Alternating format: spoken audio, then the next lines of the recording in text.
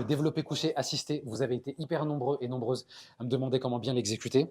On est parti. Au préalable, avant même de faire le mouvement, il faut que tu sois bien placé au niveau de ton matériel. C'est-à-dire qu'il faut que ton banc soit centré par rapport à la machine et surtout, il faut qu'il soit à la bonne hauteur.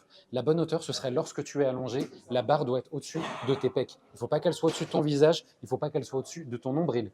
Pour la suite, tu n'as qu'à t'allonger. Tu fais attention de ne pas te cogner la tête, évidemment. Et ici, tu peux te repérer par rapport au bag qu'il y a sur la barre. Je t'en ai parlé dans la vidéo sur le squat guidé. Ça peut être un petit peu plus large ou un petit peu plus à l'intérieur en fonction de ta largeur d'épaule.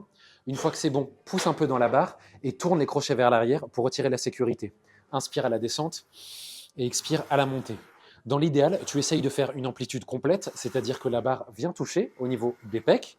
Au moment où tu remontes, pas de surextension au niveau des coudes, c'est-à-dire qu'on ne claque pas l'articulation et pareil, on ne décolle pas les épaules. Et au moment où tu redescends, essaye de bien garder le buste complètement collé au banc. Ne pas avoir du coup les fessiers qui décollent ou le buste qui